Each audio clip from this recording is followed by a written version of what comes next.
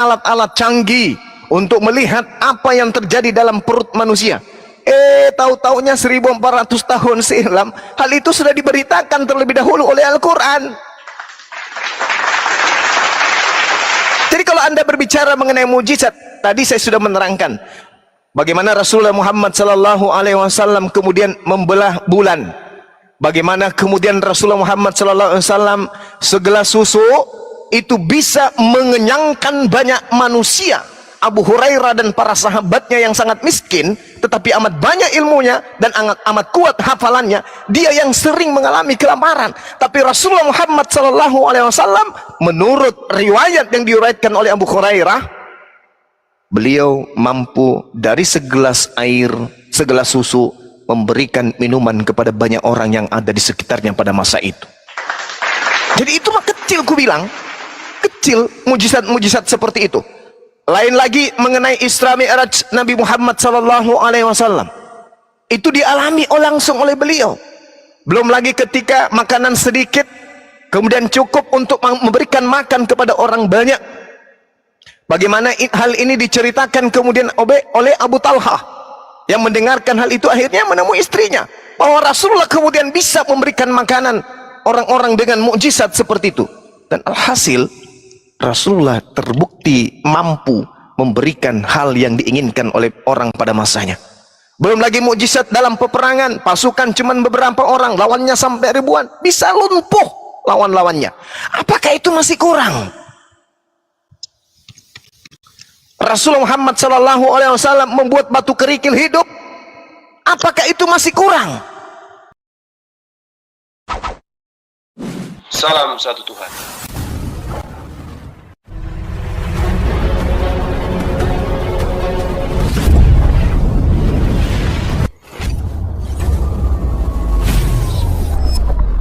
Pengantar ini singkat, para sahabat dukung semua ya, sahabat-sahabat kita channel Densa News Muslim, di like, di subscribe, di share sebanyak mungkin untuk supaya mencegah sahabat-sahabat kita di luar sana tidak terpengaruh terhadap pemurtadan.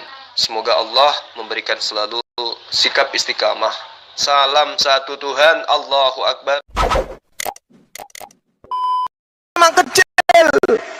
Ketika Al-Quran menjelaskan dalam surah Al-Baqarah, istasqa Musa liqaumihi faqul nadrib bi'asakal hajar. Nabi Musa memukul batu dengan tongkatnya, batu itu memancarkan air sebagai mata air untuk kaumnya. Tapi Rasulullah jauh lebih hebat. Rasulullah Muhammad sallallahu alaihi wasallam justru jari-jarinya yang menjadi mata air, sumber mata air, sehingga jari-jarinya mengeluarkan kemudian air. Dan itu diceritakan kemudian peristiwa ini oleh Imam Al-Baihaqi. Jadi mau kayak mana lagi? Cuman kita nggak perlu membesar-besarkan ini semua. Kenapa? Jangan sampai orang beralih menyembah kepada dirinya. Bagaimana kemudian Rasul Muhammad sallallahu alaihi wasallam menyembuhkan siapa? Menyembuhkan orang buta yang buta sejak lahir. Al-Quran menerangkan, Anda coba baca dalam surah Ali Imran ayat 49. Baginda Rasulullah Muhammad sallallahu alaihi wasallam kemudian melakukan hal itu. Meskipun kemudian Nabi Isa alaihi salam diceritakan di ayat yang saya sebutkan tadi, surah Ali Imran ayat 49. Akan tetapi Rasulullah Muhammad sallallahu alaihi wasallam pun banyak menyembuhkan orang. Yang pertama, menyembuhkan kaki sahabat Abdullah bin Atik yang patah saat menjalankan misi penyerangan. Itu disebutkan kemudian banyak. Lalu kemudian bagaimana menyembuhkan luka Salamah, banyak. Menyembuhkan kebutaan dengan doa yang diajarkan Rasul Muhammad sallallahu alaihi wasallam yang diriwayatkan kemudian Utsman bin Hunayf. Banyak mujizat-mujizat beliau. Menyembuhkan luka Khubayb bin Adi. Lalu kemudian menyembuhkan mata Qatadah yang sudah keluar biji matanya, keluar matanya itu keluar pada saat perang Badar. Mata daripada Qatadah ini itu keluar biji matanya. Rasulullah Muhammad SAW sembuhkan total. Bagaimana kemudian Abu Zar ketika terluka pada perang Uhud, Rasulullah Muhammad SAW itu menyembuhkan dengan sangat-sangat sepele kemudian. Maka mata yang terluka pada Abu Zar diriwayatkan Abdurrahman bin Harits bin Ubaid itu jelas sembuh seketika. Jadi mujizat apa lagi? Yesus dijangkali dengan mujizat-mujizat Rasulullah. Cuman kami nggak mau besar-besarkan, takutnya orang-orang ini menyembah Rasul kami, Nabi kami. seperti itu, saudara. Ya, jadi kalau Anda bercerita tentang mujizat-mujizat begitu, bagi Rasul kami itu kecil, itu hal sepele. Oke. Yang Tapi paling hebat mujizatnya itu adalah Al-Quran yang tidak terkalahkan di atas muka bumi ini. Silakan. dari semua penjelasan Bang Zuma ini itu mujizat Muhammad, yaitu ya membelah bulan dan sebagainya. Ini kau beli buku ini, dek, bentar dek. Ini cuma murah ini. Kalau kau nggak punya uang, biar kau belikan. Kau mau kirim alamatmu di mana? Biar kau tunjukkan kau buku ini. 191 mujizat Nabi Muhammad. Tapi kau baca ya. Nanti dia nyembah Nabi Muhammad. Ya, baca enggak. Kalau mau, biar kami sebutkan satu-satu kan. Enggak 1 SKS, 2 SKS malam ini nggak cukup lah. Kami belajar 4 lama. SKS itu kalau mujizat 4 Rasulullah. SKS. Jadi beli aja ini, murah ini. Kalau nggak mau aku kirim ke rumahmu ini. Kirim alamat, biar aku kirim buku ini. Oke. Bentar dulu, Bu Rifa, bentar. Sedikit, Bang, yang jadi masalah itu ya Rasulullah Shallallahu Alaihi Wasallam itu Nabi bermukjizat, diberi mukjizat. Terus Yesus itu bermukjizat, diberi mukjizat itu sama lah dengan Nabi kami. Terus kenapa kau Tuhan kan? Silakan. Begini Bu, begini. Tadi yang kutanyakan sama Bang Juma itu adalah begini, kan aku pernah bertanya kepada kaum muslim, kutanya apakah mukjizat Muhammad yang telah dilakukan Muhammad dibilangnya adalah Al-Quran, benar kan? Iya. Oke. Begini, yang aku pertanyakan seperti apa? Gimana? Apakah benar kan? Putus suara. Putus suara. Enggak kedengaran. Putus suaramu, dek. Begini. Yang dari pertanyaanku begini, yang melakukan seperti Musa, apa mujizat yang dilakukan oleh Musa? Itu membelah laut. Siapa yang melakukan? Itu adalah Musa. Walaupun itu adalah izin dari Allah atau Allah, ya kan? Seperti yang kita alami atau kita tahu adalah seperti profesor atau penemuan seperti B.J. Habibie, itulah profesor. Apa penemuannya? Apa yang dilakukannya? Kenapa dia bilang dia profesor? Itu adalah dia hilang suaramu, nggak jelas, nggak tertangkap maksudnya. Hilang suaramu. Saya kayaknya paham sebenarnya, saya paham. Mungkin maksudmu gini ya, saya ringkas saja pertanyaanmu. Kamu bertanya kepada orang Islam, apa mukjizat Nabi Muhammad? Mereka menjawab Al-Quran. Maka menurutmu Al-Quran karangan Nabi Muhammad, karena itu datang dari Nabi Muhammad, begitu ya maksudnya? Atau gimana? Iya, demikian begitu. Itu saya paham. Diam biar jelaskan Bang Juma. Jadi Bang Juma, Bang Juma ketika dia bertanya tentang apa mukjizat Nabi Muhammad kepada umat Islam, lalu dijawab semua umat Islam Al-Quran. Nah, jadi di sini dia menangkap Bang Juma bahwa Al-Quran ini bukanlah datang dari Allah, tapi dari Nabi Muhammad sendiri, karena ini mukjizat Nabi Muhammad. Dia belum mengerti apa itu mukjizat, Bang. Silakan, Bang. Iya. Itulah tadi saya katakan kepada saudara, kalau Al-Quran itu dari Rasulullah Muhammad Sallallahu Alaihi Wasallam, maksudnya adalah karangannya. Bagaimana mungkin kemudian di dalam Al-Quran itu ada mukjizat dari segi keindahan sastra atau balaghah, al-jazul balaghah? Bagaimana mungkin Rasulullah kemudian menyusun kata-kata itu begitu indah, menyusun huruf demi huruf dan tanda tanpa kesalahan? Itu yang pertama. Yang kedua, al-jazut tasyrih, mukjizat Al-Quran, kandungan Al-Quran yang berasal dari Rasulullah, itu Anda bisa lihat dari segi hukum-hukum yang muncul di dalamnya. Bagaimana hukum itu ditetapkan, bagaimana kemudian tentang keadilan, kesempurnaan, begitu apik kemudian dan komprehensif. Dia hidup di 1400 tahun silam.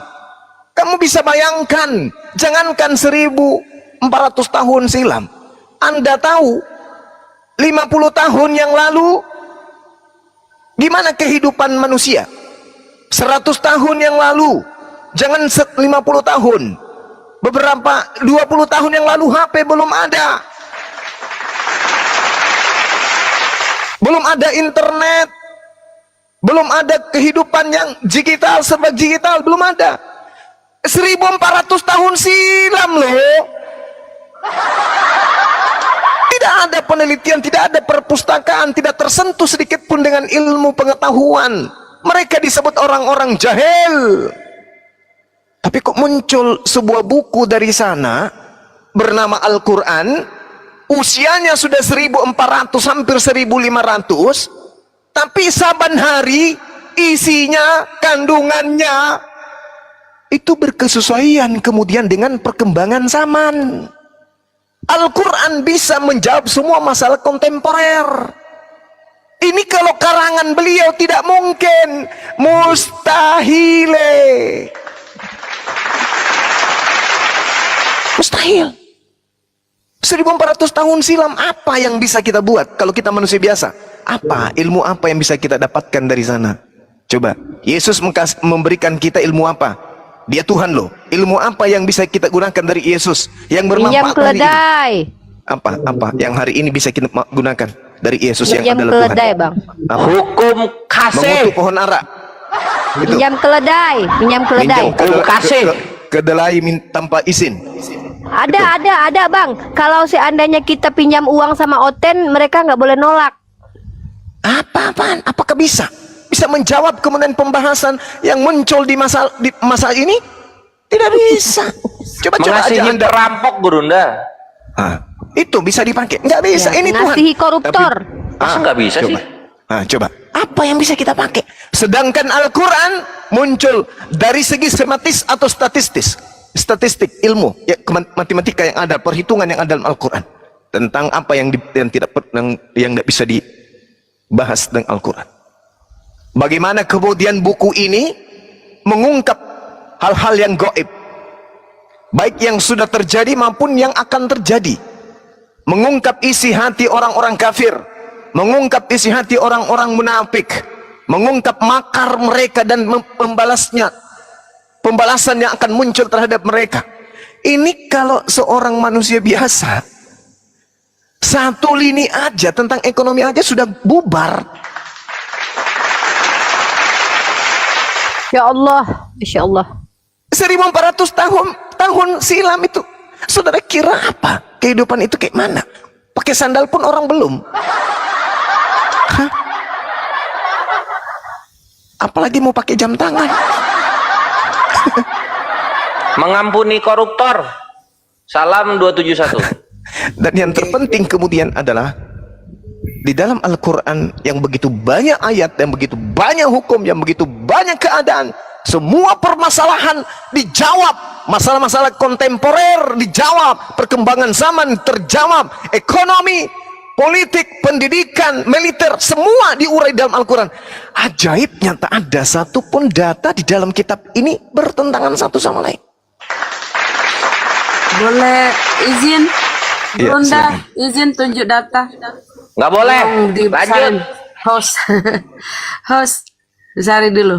Ini teman-teman Kristen ya, bukti bahwa Al-Quran itu datangnya dari Allah. Nah, tuduhan kalian kan nih. Tugas angin mengawinkan benih tumbuhan di surah Al-Hijr ya. Nih, ayat 22. Cari ya. Kemudian Gunung Pelangi di Al-Fatir ayat 27. Di semua terbukti ya. Mana Rasulullah pernah tengok-tengok ini ya. Semua kehidupan berasal dari air. Surah An-Nur ayat 45.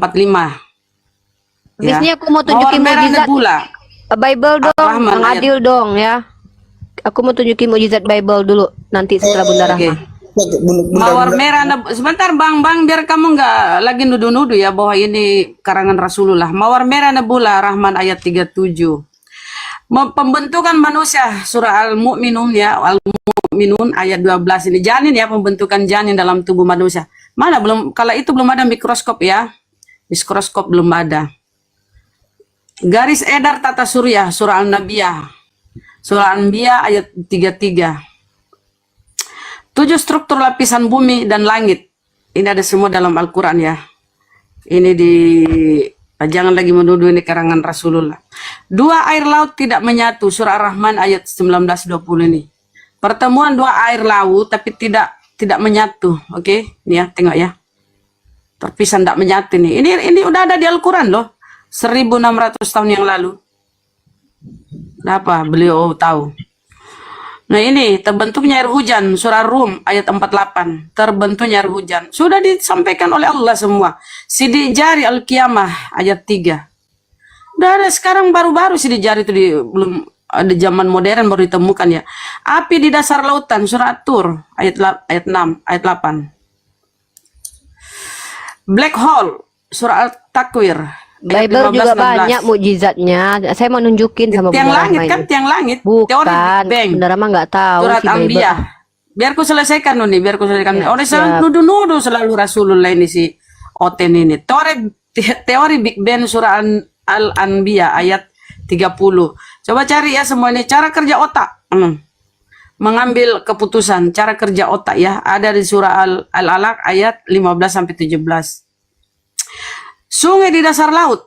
Ini kenapa Rasulullah belum ada dulu orang menyelam ke dasar laut ya. Surat Al-Furqan ayat 53. Banyak kali ya yang disampaikan Allah dalam Al-Quran itu bukan Ngerti. karangan manusia. Silakan. Udah tengok kan? Oke. Bible dulu, mukjizat Bible dulu. Menurut pandangan para boleh. scholar ini keren ini. Belum siap, belum. Nggak, sedikit aja. Aku nggak lama, cuma 1, 2, 3, 4 ini aja nih. Ini menurut para scholar kalian ya. Scholar kalian bilang, kalian cari nih siapa namanya, si Van Niftrik dan B.J. Bolan dalam bukunya ini nih, Dogmatika Masa Kini BPK Jakarta 1967 halaman 298. Cari Juven ya. Aku mahasiswi, makanya aku kerjaku gini nyari-nyari buku ini aku. Apa kata dia? Kita tidak usah malu-malu bahwa terdapat berbagai kekilafan di dalam Alkitab. Kekilapan tentang angka-angka, perhitungan, tahun, dan fakta, dan tak perlu kita pertanggungjawabkan. Kekilafan itu pada caranya. Isi Alkitab telah disampaikan kepada kita, kata dia. Terus kata si Muller lagi. Bentar sedikit aja. Ini aku nyari-nyari nih. Di si Mulder, pembimbing ke dalam perjanjian lama BPK Jakarta 1963 halaman 205. Dibaca. Kata dia apa? Jadi benarlah Daud itu pengarang Mazmur yang 73 jumlahnya? Hal itu belum tentu. Sudah beberapa kali kitab suci menjumpai gejala bahasa orang Israel suka menggolongkan karangan-karangan di bawah nama orang yang termasyur. Waduh, kok gini mukjizatnya? Nah, kata si Walter Lamb di dalam buku tafsiran Kejadian halaman 58, susunan semesta alam diuraikan dalam kitab Kejadian 1 tidak dapat dibenarkan lagi oleh ilmu pengetahuan. Nggak apa-apa, nanti kitabnya bisa direvisi kok, aman-aman. Tenang kamu, tenang, jangan khawatir. Kata R. Sudarmo dalam Ikhtisar Dogmatika BPK Jakarta 19, satu lagi, tinggal 2 ini. Aku capek mencarinya, nggak apa-apa, aku bacakan buatmu. Ya kan, kita edukasi di sini. Dilihat dalam halaman 47. Sedikit ini mujizat kitab kalian. Dengan pandangan bahwa kitab suci hanya catatan saja dari orang, maka diakui juga bahwa di dalam kitab suci mungkin sekali ada kesalahan. Ini Roh Kudusnya kemana ini? Nah, terus kata Sudarmo ini lagi nih, dalam Ikhtisar Dogmatika BPK Jakarta 1965 halaman 49. Di dalam perjanjian baru pun ada kitab-kitab yang diragukan. Antara lain surat Wahyu dan Yakub. Nggak tahu lagi lah aku. Itu nggak urusan aku lah, itu urusan kalian tuh. Ya, itu urusan kalian. Lanjut. Oke, dari penjelasan dari Bang Zuma masuk akal, aku terima, dan Bunda Rahmat juga aku terima. Oke, jadi kok nggak ada suara ya? Ada bang. Jadi pertanyaannya lagi sebaliknya, kalau memang itu dari Allah itu sendiri atau dari Allah itu sendiri, Al-Quran itu buku Al-Quran, bukan isinya, buku Al-Quran itu. Kenapa kalau ditanya kepada kaum muslimin bahwa mukjizat yang dilakukan Al-Quran adalah itu Muhammad itu sendiri, berarti buku itu adalah mukjizat Muhammad. Kenapa demikian? Kalau memang dari Allah itu sendiri, kenapa dibilang mukjizat? Dari tadi kok udah jejali mata yang Dah, data. sabar bunda, biar dijawab Bang Zuma. Masih botol gimana? Gak apa-apa, namanya juga Kristen, santai. Begini, Pak. Kalau memang itu dari Allah, dari Allah itu Al-Quran, buku itu, kenapa dibilang mukjizat Muhammad? Ya, baik. Allah sampai bersumpah di dalam Al-Quranul Karim, lalu mengatakan, Bismillah, ma dalla sahibukum wa ma gawa. Nabi Muhammad itu tidak sesat dan tidak pula keliru. Wa ma yantiku anil hawa, dan tidaklah yang diucapkannya itu menurut hawa nafsunya. In huwa illa wahyu yuha, melainkan yang diucapkan itu adalah wahyu yang diwahyukan kepadanya. Allamahu syadidul quwa, yang diajarkan kepadanya oleh Roh Kudus yang sangat kuat. Jadi Allah Subhanahu wa taala kemudian berfirman kepada baginda Rasulullah Muhammad sallallahu alaihi wasallam melalui Roh Kudus. Allah menyampaikan wahyunya kepada Roh Kudus. Roh Kudus menyampaikan kemudian kepada baginda Rasulullah Muhammad sallallahu alaihi wasallam. Fa'auha la abdihi ma auha. Lalu disampaikan wahyu kepada hambanya Nabi Muhammad apa yang telah diwahyukan oleh Allah kepadanya. Jadi Allah menyampaikan kepada Roh Kudus menyampaikan kemudian kepada Rasulullah. Itu yang diterangkan Al-Quran. Lalu Allah malah menantang orang-orang Arab pada masa itu. Apa tumaruna ala ma yara. Maka apakah kamu wahai orang-orang musyrik Mekah hendak membantahnya tentang apa yang kalian lihat itu, tentang apa yang Rasulullah Muhammad sallallahu alaihi wasallam alami? Walaqad ra'ah naslatan ukhra, dan sungguh Nabi Muhammad benar-benar melihat Roh Kudus pada waktu yang lain, inda sidratil muntaha, yaitu pada saat dia berada di Sidratul Muntaha. Jadi Rasulullah Muhammad sallallahu alaihi wasallam kemudian menerima wahyu dari Roh Kudus, dari Allah melalui Roh Kudus. Dan Yesus pun mengatakan hal itu. Isa juga mengatakan itu. Wa iz qala rabbuka lil malaikati, wa iz qala Isa bin Maryam ya bani Israil inni rasulullahi ilaikum musaddiqan lima baina yadayya minat Torah wa mubasysyiran bi rasul ya'ti min ba'di ismuhu Ahmad. Beliau sudah sampaikan itu. Akan datang seorang nabi bernama Ahmad. Lalu di dalam Yohanes 16, benar jika aku pergi menurut kalian, sebab kalau aku tidak pergi, penghibur itu tidak akan datang. Namun ketika ia datang, dia akan memuliakan aku. Dia akan menyampaikan segala sesuatunya tentang keadilan, hukum-hukum dan penginsapan dunia akan dosa.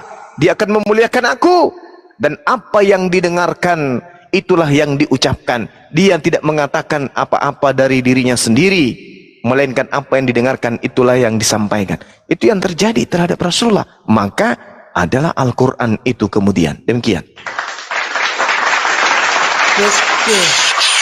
Berarti intinya inilah Al-Quran itu adalah dari Allah, bukan mukjizat dari Muhammad. Benar Ya. kan? Apa laju fan? Dari tadi Sama Bang Zuma udah seperti Nabi Musa. jelasin. Apakah Nabi Musa bisa membelah lautan? Tidak bisa. Semua itu dilakukan Nabi Musa dari Allah. Iya, Yesus apa bisa membangkitkan orang mati dari dirinya? Tidak bisa. Yang dilakukan oleh Yesus itu adalah dari Allah. Tidak bisa dari diri sendiri. Gitu Bang. Paham. Saya tanya ya, kita kasih data lagi, Daeng. Gurunda. Iya. Berarti intinya ini Lagi. Sebentar Bang, biar kau pinter Bang. Ini besar dulu host. Nih di Bibelmu sendiri nih ya, apa itu mukjizat?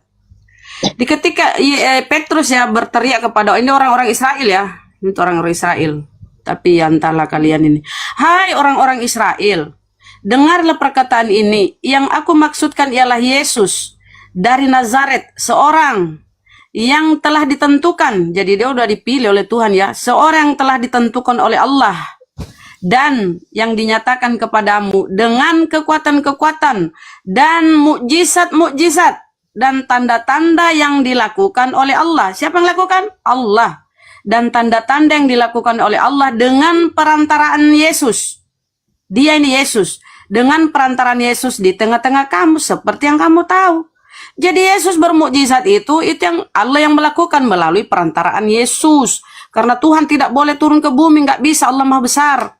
Itu ya, jadi dia bermukjizat itu atas izin Allah, kehendak Allah melalui perantara Yesus. Oke, itu namanya mukjizat.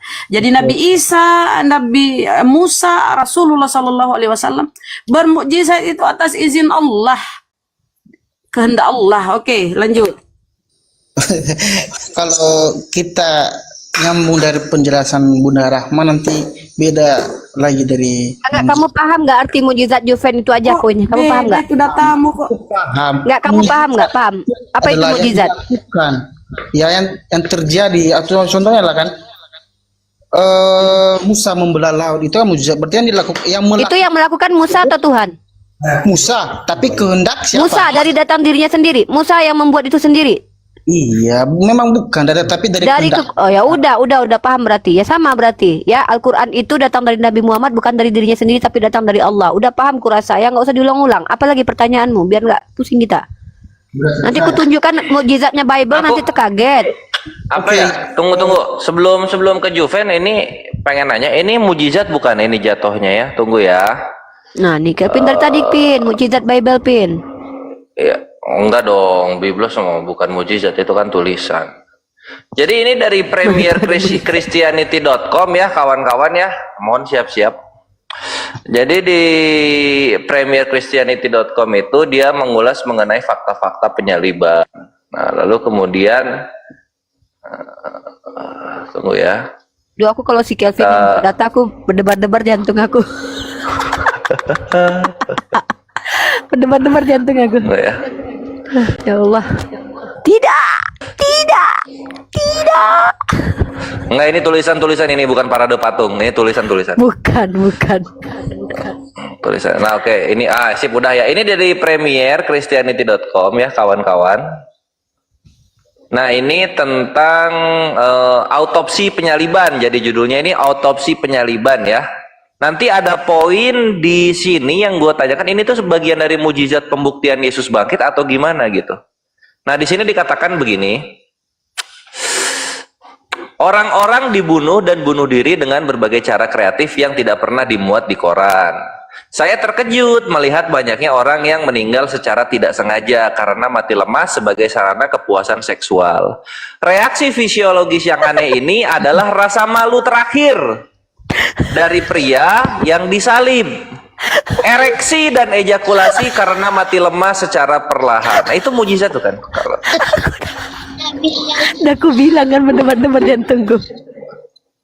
Ini yang nulis Kristen sendiri ya? Tapi yang siapa Jagung? Nah itu, ini bagian ereksi dan ejakulasi ini bagian dari mujizat atau gimana? Agak bingung saya. Silakan. Aku bilang kalau dia buka data jantungan awak, aku bilang. Oke, lanjut ya. Makan dulu. Dari yang kedua tadi mengenai Umi. Oke. Di skip saja, nggak apa-apa lah. Nggak usah dipikirin Juven itu nggak usah. Ya fokus ke Bang Zuma aja Juven. Fokus ke Bang Zuma aja. Kalau nggak nih kita mau sapa John dulu. Ya lanjut. Mengenai kita dulu sama orang kaum muslim di sini, apakah benar gelar Muhammad itu adalah Ummi dalam arti buta huruf, nggak bisa baca? Silakan Bang Zuma. Jawab iya Iya. atau tidak? Iya. Betul. Oke. Jadi pertanyaannya kan gini ceritanya. Iya. Muhammad berada di dalam goa. Turunan mukjizat Allah dari surga melalui malaikat Jibril pada Muhammad. Ya, terus Apa kata malaikat Jibril? Iqra. Apa itu Ya. Iqra? Bacalah. Kalau memang kita ikutin dari istilahnya lah ya, Contohnya Bang Zuma menyuruh orang yang nggak bisa baca membaca, apakah dia bisa baca? Apakah Iya. dia bisa baca? Ya tidak bisa lah. Tidak bisa. Kalau memang itu memang benar Muhammad itu nggak bisa nulis atau nggak bisa baca, apakah Ya. dia sudah mengikuti perintah Tuhan tersebut? Maksudnya apa ini? Kan ini malaikat Jibril datang kepada dia. Terus? Katanya Iya. ini mengenai wahyu ini kan, wahyu. Oke. Mau terjemahkan lagi nggak bang bahasa dia bang? Udah nggak bahasa, udah paham, udah paham. Gini loh, gini. Iya, Kan, iya. Malaikat Jibril datang kepada Muhammad. Tetapi kita tahu dulu bahwa Muhammad itu nggak bisa baca dan nggak bisa nulis. Iya. Benar kan? Oke, udah. Saya udah paham. Nah sekarang gini. Terus malaikat Jibril mengatakan kepada Muhammad, Iqra, itu bacalah. Oke. Jadi gimana itu? Oke.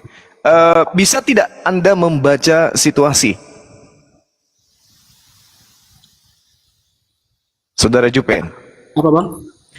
bagaimana cara Anda membaca situasi? Apakah harus dengan ada tertulis atau dengan pikiran orang bisa membaca? Jadi yang maksud malaikat Jibril apa yang dibaca? Nah, oke. Sebelum saya menjawab itu, saya minta dulu penjelasan dari saudara. Bisa tidak orang itu membaca dengan perasaan? Ya namanya orang yang bisa baca, nggak bisa baca lah. Enggak, saya tanya dulu. Apakah kemudian orang itu bisa membaca dengan perasaan? Kalau Membaca sesuatu dengan akal bisa enggak? bisa, tapi kalau Bisa. contohnya Yuk. bisa. Oke, Kalau contohnya, oke. ini kan- ini Itu dulu. Nah, sekarang saya jawab pertanyaan saudara. Jadi ketika malaikat atau Roh Kudus datang, Iqra, baca. Di situ tidak sedang mempertontonkan tulisan. Tetapi Rasulullah dituntut kemudian untuk meneguhkan, baca, olah, telaah, pikirkan, renungkan, tadabburi. Apa itu?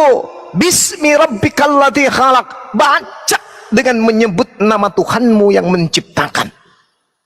Khalaqal insana min alaqa. Tuhanmu Allah telah menciptakan manusia dari segumpal darah. Ini Rasulullah sedang diminta membaca dengan alam pikirannya tentang Allah. Iqra wa rabbukal akram, baca. Dan Tuhanmu lah yang maha mulia. Alladzi 'allama bil qalam, yang mengajarkan manusia dengan pena. 'Allamal insana ma lam ya'lam. Tuhanmu Allah mengajarkan manusia apa yang tidak diketahui. Hal-hal ini, item-item ini yang minta Jibril untuk dibaca, bukan tulisan. Bukan ada tulisan, Rasulullah baca ini, kagak. Rasulullah diminta untuk membaca apa itu? Baca alam semesta ini. Baca semuanya. Baca dengan pikiranmu, baca dengan perasaanmu, baca dengan kulitmu, baca dengan waktumu. Apa yang kamu lihat, apa yang kamu rasakan, apa yang kamu dengarkan, dengan nama Tuhanmu yang menciptakan. Dan Rasulullah lagi bertahanut, lagi berpikir, lagi menelaah alam semesta, lagi mencari apa yang sedang terjadi dengan umatku. Ada apa dengan bangsa ini? Ada apa dengan bangsa jahiliyah ini? Oh Tuhan, tunjukkan sesuatu kepadaku, tunjukkan dirimu kepadaku, berikan petunjuk. Apa ini semuanya? Kenapa bangsaku seperti ini? Ada apa dengan ini semua? Sejahil-jahilnya mereka jauh lebih jahil. Ya Tuhan, dia belum menyebut Allah. Lalu kemudian datang Roh Kudus. Iqra bismi rabbikal ladzi khalaq. Nabi Muhammad kaget. Dia kaget sampai dia ketakutan. Pulang kemudian minta diselimutin. Kenapa? Dia tidak pernah membayangkan kalau dia itu ternyata adalah Nabi Allah. Ternyata dirinya adalah manusia pilihan Allah. Dia tidak pernah bayangkan itu. Tidak seperti orang di sebelah. Entah siapa-siapa, dia ngaku sendiri Rasul. Beliau nggak tahu. Bahkan sampai dia stres tinggi Rasulullah. Ini ada apa dengan aku? Bisikan itu datang lagi, wahai istriku. Makhluk itu datang kepada aku dengan mengatakan secara terang. Aku melihat dan aku mendengarkan. Bahkan aku ditekap sampai aku sesak napas, kata Rasulullah. Akhirnya istrinya membawa ke pamannya. Lalu pamannya mengatakan, haza namus. Ini adalah namus. Apa itu? Yang pernah datang kepada Nabi Musa, pembawa hukum Allah. Makanya namus itu artinya hukum. Inilah yang datang kepada Nabi Musa yang membawa hukum Taurat, dan akan datang kepada Nabi Muhammad membawa hukum juga atas dunia. Makanya dikatakan Iqra bismi rabbikal ladzi khalaq. Nah, ini diuraikan kemudian dalam Yesaya 29 nomor 12. Apabila kitab itu diberikan kepada seorang yang tidak dapat membaca dengan mengatakan Iqra, baca, maka ia akan menjawab, aku tidak dapat membaca. Dan tak ada nabi di tengah-tengah Bani Israel yang menerima kitab ini. Seperti ini keadaannya, kecuali Rasulullah Muhammad SAW. Apabila kitab itu diberikan kepada seorang yang tidak dapat membaca dengan mengatakan baca Iqra, maka mereka kemudian tidak akan pernah bisa dia tidak akan bisa membacanya. Apa kata dalam bahasa Ibrani-nya? Qra. Dalam bahasa Arabnya Iqra. Dalam bahasa Ibrani-nya Qra. Sama, baca katanya. Maka dia akan mengatakan, aku tidak dapat membaca, aku tidak bisa membaca. Maka Nabi Muhammad SAW dituntun kemudian, bismi rabbikal ladzi khalaq, baca dengan menyebut nama Tuhanmu yang menciptakan. Artinya Rasulullah tidak sedang diajari untuk membaca sesuatu. Nah, kalau Anda mengatakan dia tidak bisa membaca huruf, Al-Quran mengatakan apa? Ma ya'tihim min zikri min rabbihim. Itu dikatakan seperti itu. Beliau diturunkan kemudian Al-Quran kepada mereka Rasulullah, kepada dia Rasulullah, ayat-ayat yang ada kemudian kepada beliau. Ya, Al-Quran menerangkan itu. Bagaimana Rasul kemudian menerima Al-Quran dan dikatakan dia adalah seorang Rasul dari Allah yang membacakan lembaran-lembaran yang suci. Jadi Rasulullah tidak mungkin kemudian membacakan kemudian lembaran-lembaran ini kalau Rasulullah itu buta huruf. Itu nggak mungkin. Makanya diterangkan dalam Al-Quranul Karim, Rasulun minallah yatslu suhufan mutakhara. Seorang dari Rasul utusan Allah yang membacakan lembaran-lembaran suci Al-Quran. Berarti beliau tidak buta dalam arti kata ummi, dalam arti kata mohon maaf tidak mengetahui. Justru manusia yang paling jenius di atas muka bumi ini adalah Rasulullah Muhammad sallallahu alaihi wasallam. Satu-satunya manusia paling jenius yang tidak terkalahkan adalah beliau. Tak ada kalah jenius manusia selain Rasulullah Muhammad sallallahu alaihi wasallam. Saya kira begitu, Bang. Silakan. Oke. Dari penjelasan Bang Juma, itu tadi bilang kata Malaikat Jibril, bacalah. Tapi cuma menembakkan, bacalah sekeliling-kelilingmu, situasi dan kondisi. Tapi kalau aku cari nggak ada kayak gitu, Bang Juma. Oh iya, buktinya Rasulullah Muhammad setelahnya kemudian diperintahkan apa? Menjelaskan segala sesuatunya kan? Tentang Allah, tentang alam semesta, tentang akhirat, tentang manusia, tentang embryo, semua dijelaskan kemudian. Dengan apa? Afala ta'qilun, afala tatafakkarun. Karena pola Islam itu ujung-ujungnya adalah Iqra, baca. Ujung-ujungnya adalah Iqra, baca.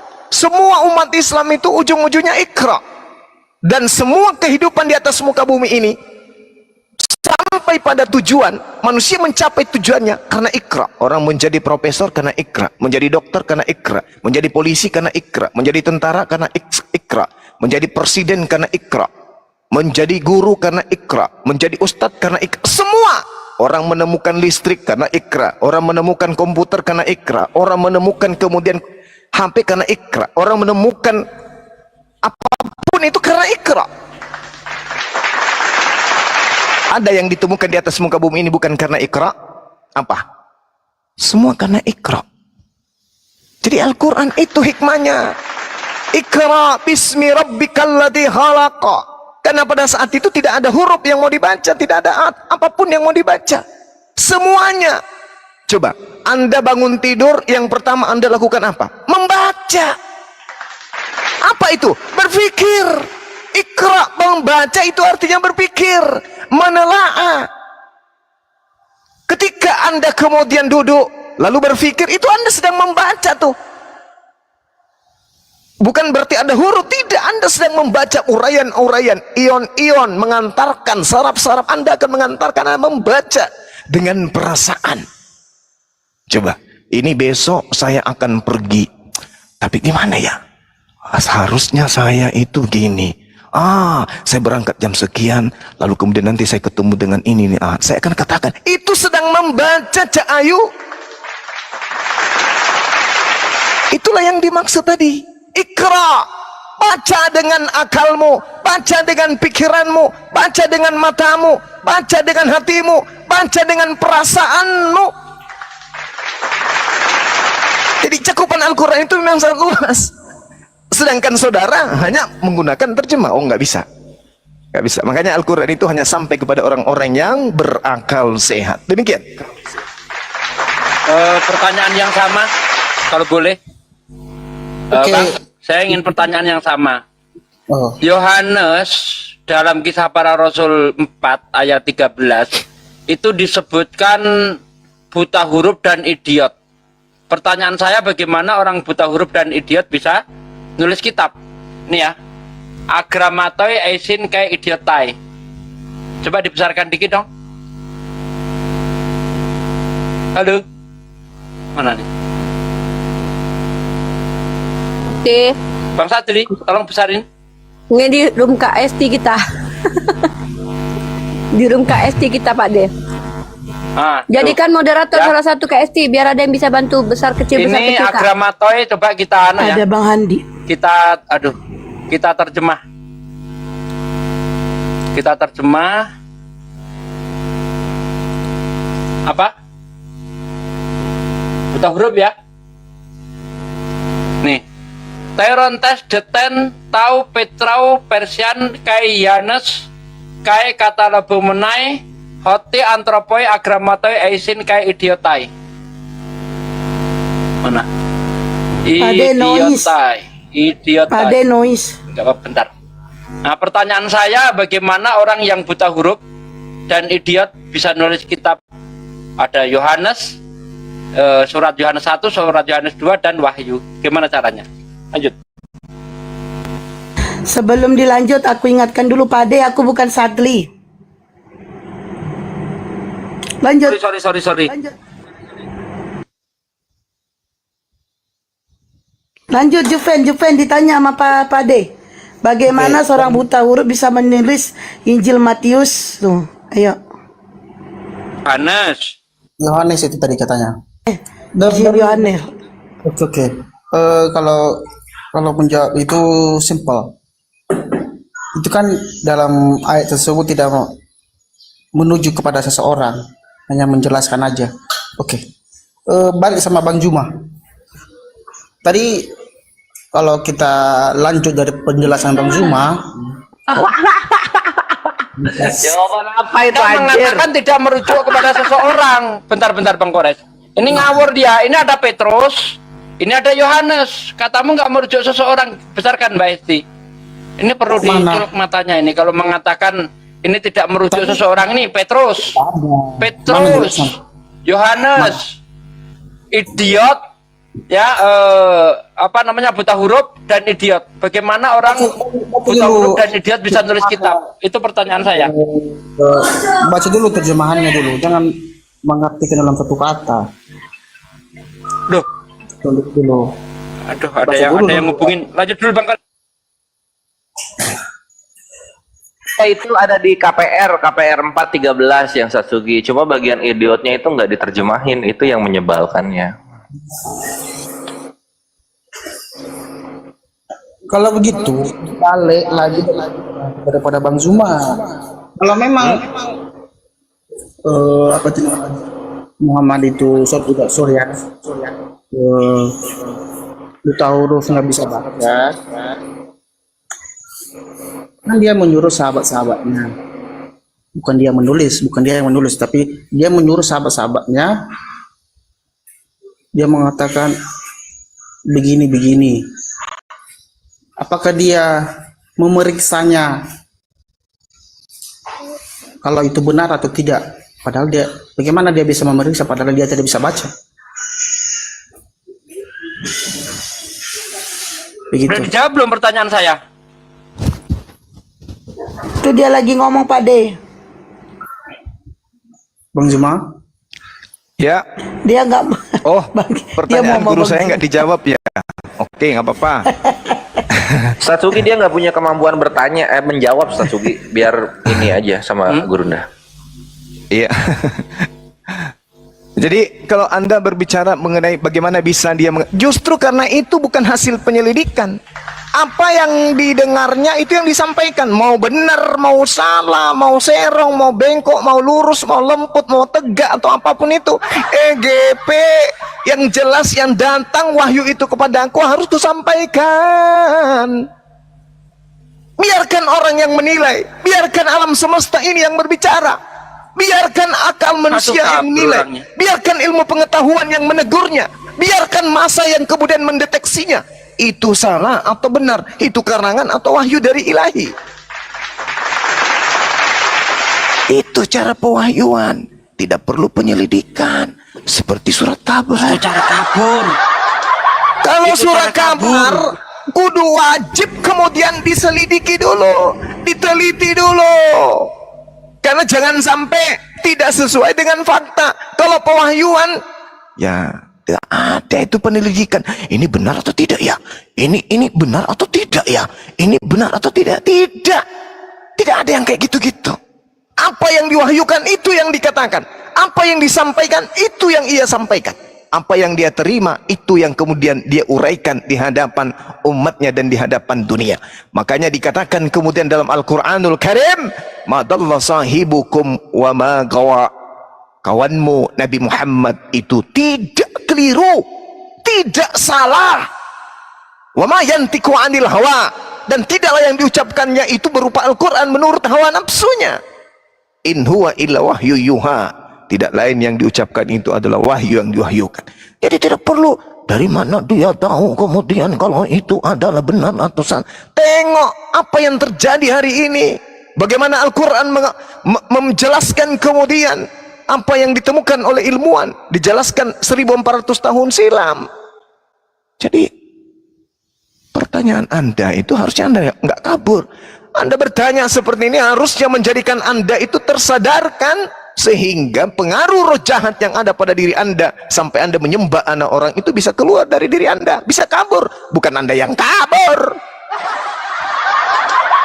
Lanjut teman-teman. Malah dia yang kabur.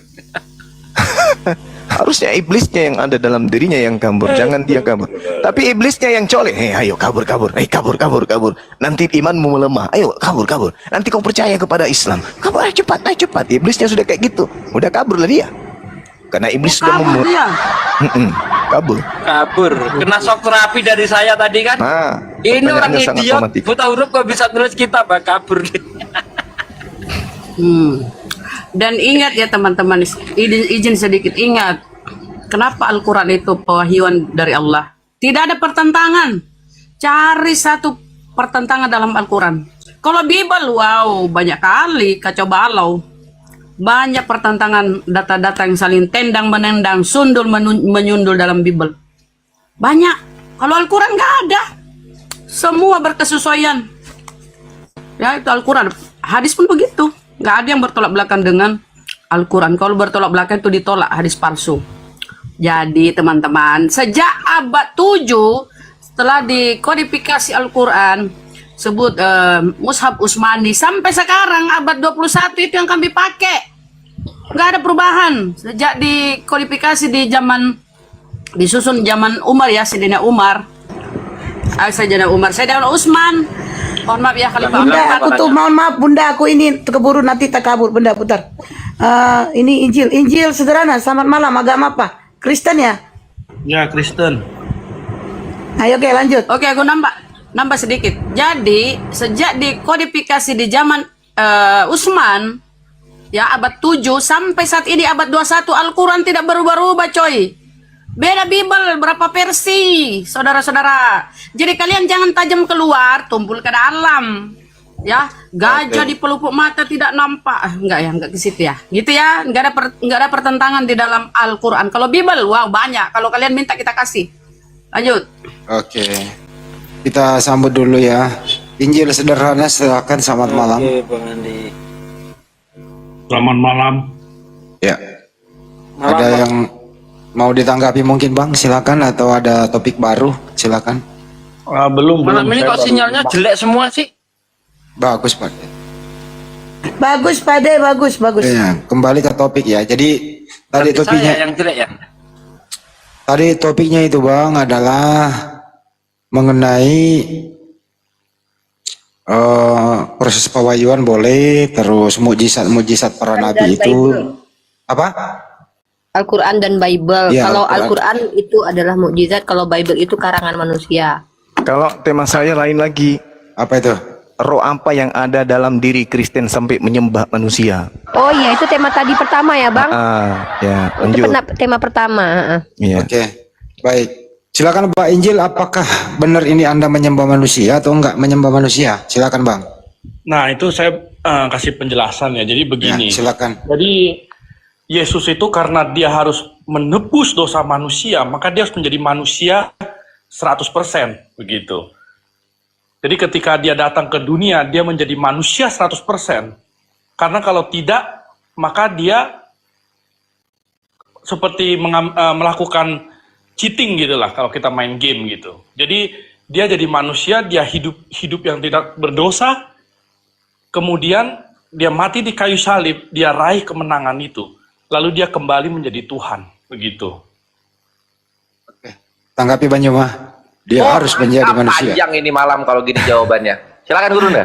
Ya, jadi Tuhan mau menebus dosa manusia jadi manusia. Tuhan mau menebus dosa ayam Betul, jadi ayam. betul. Kalau Dia mau menebus dosa setan, Dituyul. makanya keselamatan itu nggak ada buat setan. Setan sudah Pelan-pelan Pak Sopir. Pelan-pelan Pak kan Sopir. setan itu menebus dosa-dosanya di neraka kan?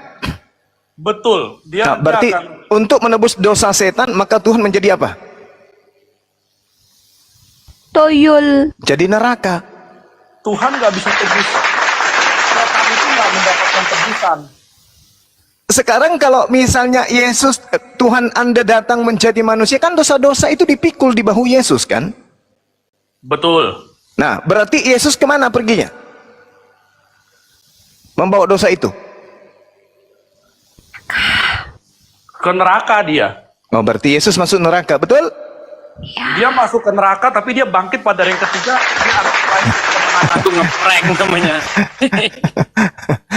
Jadi gini, Bung. Kalau saudara mengatakan Tuhan menjadi manusia, yang mengajarkan itu bukan Tuhan. Yang mengajarkan itu bukan juga Yesus. Yang mengajarkan bahwa Tuhan jadi manusia itu adalah roh jahat yang ada dalam diri saudara. Mau bukti? Boleh.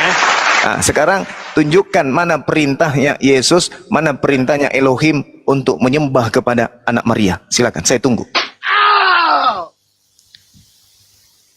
Ya, jadi firmannya itu yang hendaklah engkau percaya kepada dia yang diutus. Yes, percaya. Bukan menyembah.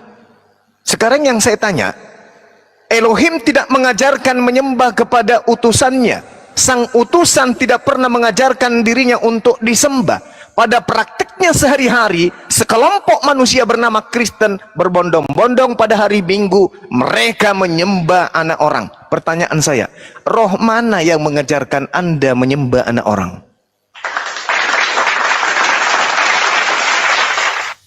Jadi saya setuju. Jadi kita bukan masalah ke gereja. Jadi kalau yang saya ajarkan itu adalah percaya kepada Yesus.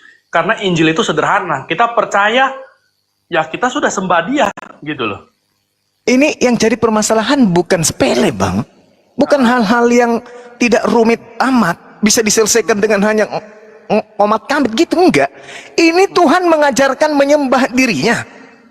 Bahkan Tuhan itu, sabar dulu, bahkan Tuhan itu memerintahkan membunuh orang yang mengajak menyembah kepada selain daripada dirinya. Yesus juga mengatakan hal yang sama, bahwasanya hidup kekal itu diperoleh hanya dengan beriman kepada Dia, bahwa Dia adalah utusan Tuhan. Berarti tidak merubah konsep. Yesus itu tidak merubah konsep. Muncul kemudian Kristen dari barat, kok tiba-tiba ada konsep menyembah Yesus. Yang saya pertanyakan, roh apa yang ada dalam diri orang Kristen sedunia sampai akalnya mati, sampai dia menyembah anak orang? Itu loh pertanyaannya. Iya, jadi begini Bang. Oke, Allah itu sempurna Bang, ya kan? Dia nggak bisa melihat dosa Bang, gitu loh.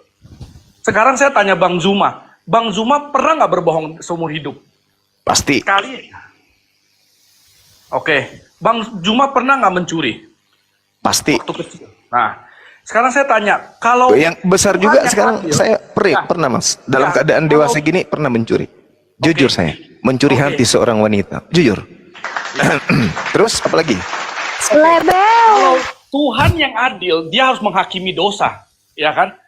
Dia harus menghakimi dosa Bang, mau dosa kecil kayak atau dosa besar, Dia harus menghakimi dosa itu, gitu loh. Nah, karena semua manusia sudah pernah berbohong, mencuri, maka nggak ada lagi yang bisa masuk ke dalam surga. Makanya Dia kirim anaknya Yesus Kristus menjadi manusia, menjalani hidup yang tidak pernah berbohong. Kalau tidak pernah itu, mencuri. Bung.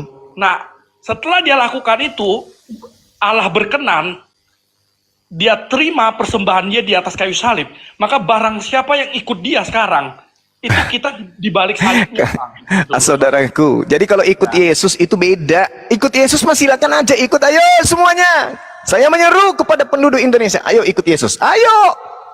Tapi bukan itu yang jadi permasalahan, Cak Ayu. Yang menjadi permasalahan ini adalah orang-orang Kristen ini menyembah Yesus itu, siapa yang mempengaruhinya, siapa yang memerintahkannya. Kalau dia adalah anak Tuhan, dia adalah utusan Tuhan, oke.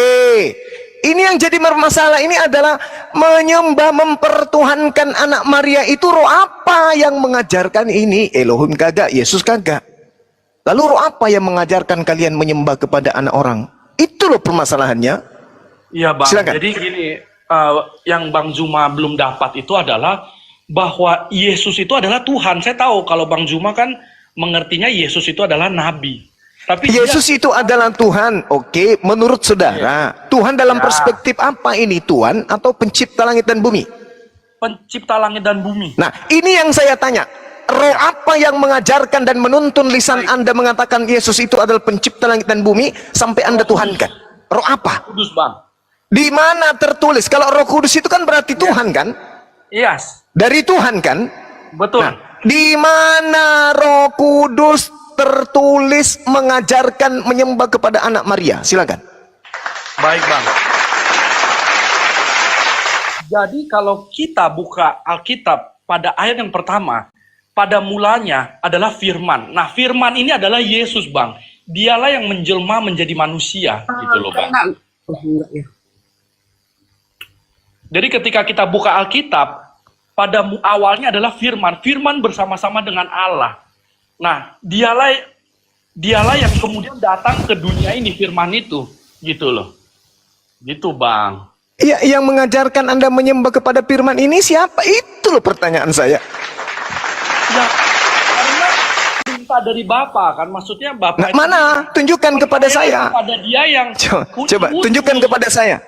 Okay. Mana perintah dari Bapa menyembah kepada anak orang yang adalah anak Maria utusannya? Mana? Oke. Baik. Karena Tuhan begitu mengasihi dunia, Ia mengaruniakan anaknya yang tunggal. Barang siapa yang percaya kepada Dia, kekal. Ya, percaya, betul, Bang. Percaya sebagai apa? Percaya sebagai anak atau percaya sebagai bapak? Sebagai anak. Nah, kenapa disembah? Itu yang saya tanya. Yang kutanya itu kenapa disembah sang anak ini? Bukankah yang menjadi sembahan Yesus itu sang bapak? Makanya muncul pertanyaan, yang mengajarin Kristen ini sok-sokan menyembah anak orang ini siapa? Ya, jadi kalau abang lihat itu kan Tuhan Yesus bilang, kalau kamu lihat saya, kamu udah lihat Bapa. Jadi Bapa, Roh Kudus, dan Putra itu Tritunggal, Bang. Satu dia, Bang. Nah, lagi-lagi siapa melihat aku, siapa melihat Bapa. Ya. Artinya yang ngajarin ente mempersamakan Bapa dan Yesus itu siapa?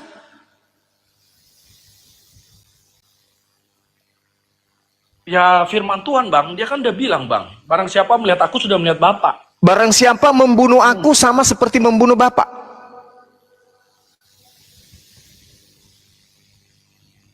Ya betul.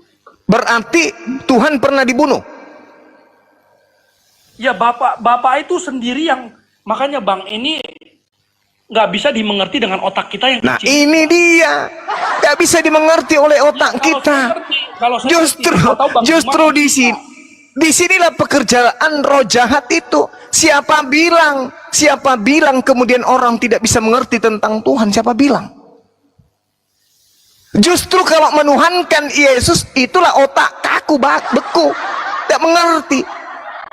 Tuhan itu tak nampak oleh mata kita, suaranya tak bisa didengar, selesai. Dan Tuhan itu ada, itu masuk akal. Maka sekarang Tuhan, sabar, justru Tuhan menjadi bayi, dibunuh orang, itu yang tak masuk akal. Maka muncul pertanyaan, roh apa yang ada dalam diri Anda sampai setega itu mempertuhankan makhluk Tuhan? Tuhan dipensiunkan, yang dituhankan utusan Tuhan. Itu roh apa yang ada dalam diri Anda? Saya yakin 100% Roh Kudus, Bang. Kalau Roh Kudus berarti tertulis dong firman Tuhannya. Mana? Sekarang gini, Bang. Loh, kok jadi sekarang? Yang saya minta, kalau Anda mengatakan saya yakin Roh Kudus, oke, bantu kami untuk percaya itu. Mana dalilnya? Karena Yesus mengatakan di dalam Yohanes 16 bahwa roh kebenaran itu tidak akan berkata-kata, melainkan apa yang didengarkan itu yang disampaikan. Please, tolong tunjukkan. Yesus pun mengaku dalam Matius 28 nomor 20, ajarlah mereka melakukan segala apa yang kuperintahkan kepadamu. Mana perintah Yesus menyembah dirinya? Boleh saya ditunjukkan? Kalau tidak ada, berarti itu adalah roh jahat. Silakan.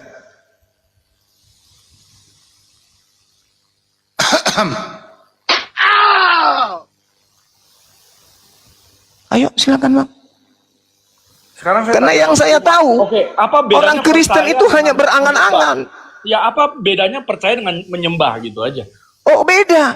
Percaya kepada Jokowi dan menyembah kepada Jokowi itu berbeda, Bung. Sama. Anda percaya kepada Jokowi dan menyembah Jokowi itu sama? Sama. Oh, gitu.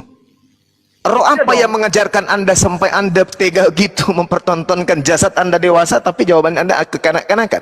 Percaya ini adalah uang, berarti uang ini adalah Tuhan. Itu gimana ceritanya? Karena Anda percaya uang itu berharga, maka Anda menyembah uang itu, maka uang itu Oh, memperbudak begitu. Jadi selama ini nilai penyembahan terhadap Yesus itu karena Anda percaya dia adalah utusan Tuhan gitu. Gimana, sekali lagi? Nilai penyembahan yang Anda maksud terhadap Yesus karena Anda percaya dengan Yesus bahwa Yesus itu adalah utusan Tuhan gitu. Betul. Nah, disitulah sesatnya. Yesus mengatakan di dalam Yohanes 11 nomor 42, dia mengatakan agar mereka percaya bahwa engkaulah yang telah mengutus aku. Yesus mau dipercaya sebagai utusan Tuhan atau Tuhan? Jadi, Bang, gini, Bang. Bung, pertanyaan saya tolong dipuaskan saya ketika saya bertanya. Ya. Yesus mau dipercaya sebagai Tuhan atau mau dipercaya sebagai utusan Tuhan? Dipercaya sebagai Tuhan. Di mana dalilnya? Dalilnya, kenapa dia harus dipercaya sebagai Saya tidak tanya kenapa. Yang saya tanya mana dalilnya? Karena Yesus yang harus berkata, bukan Anda. Anda berbicara mengenai melalui roh yang ada dalam diri Anda. Sedangkan itu yang akan kita diagnosa. Anda ini kerasukan apa? Oke. Nah, sekarang saya tanya, Yesus mau dia dipercaya sebagai utusan Tuhan atau Yesus mau dipercaya sebagai Tuhan? Silakan.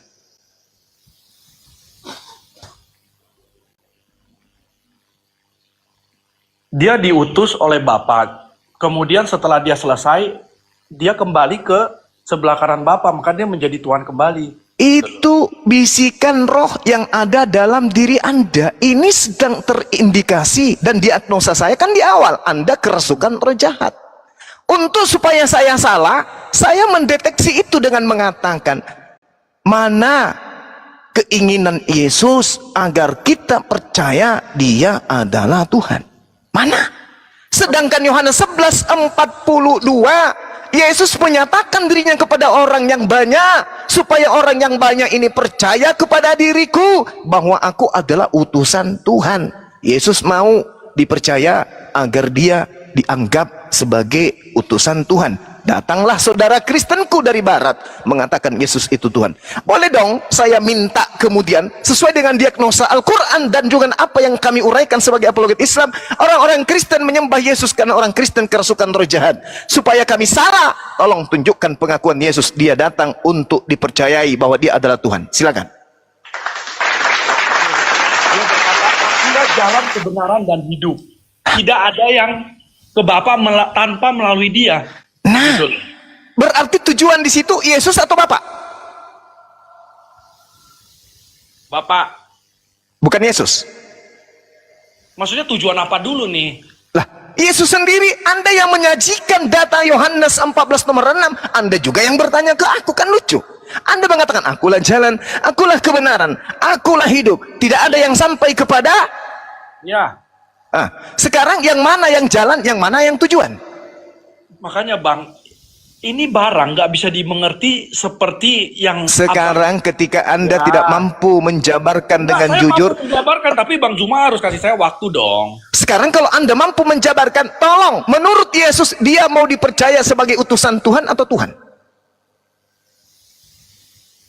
Dia adalah Tuhan itu sendiri. Nah, ini yang sedang kita indikasikan Anda kerasukan roh jahat. Tadi sudah berulang, sudah berulang loh pertanyaan saya, sudah berulang loh.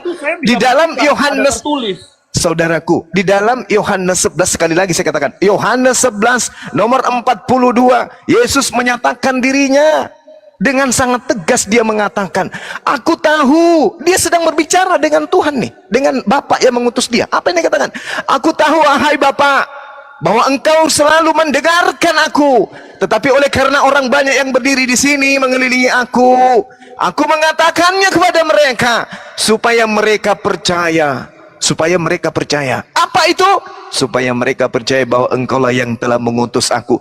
Yesus mau agar orang percaya bahwa dia adalah utusan Bapa. Itu keinginan Yesus, agar orang-orang percaya bahwa dia adalah utusan Bapa. Pertanyaan saya, dari mana dan roh apa yang mengajarkan Anda dengan mengatakan Yesus mau dikenal sebagai Tuhan? Roh apa yang mengajarkan Anda sedangkan Yesus tidak mengatakan itu? Berarti ada kekuatan dalam diri Anda yang mengajarkan hal lain, yang menuntun darah daging Anda sampai lisan Anda menorehkan sesuatu yang tidak berdasar terhadap penyampaian Yesus. Pertanyaan saya. Kalau Abang bilang ada roh jahat, ya sekarang Abang doakan aja biar roh jahatnya itu keluar, ya kan? Subhanallah. Poinnya sebenarnya tanpa doa, tapi ikuti nasihat Yesus. Berhenti menuhankan, percayai dia sebagai utusan Tuhan, selesai. Kalau Yesus kita dudukkan sebagai utusan Tuhan, maka berarti ada Tuhan yang lain daripada Yesus. Baca Yohanes 17 nomor 3 kalau gitu. Hidup kekal itu adalah mereka mengenal engkau satu-satunya dan mengenal Yesus sebagai apa? Utusan.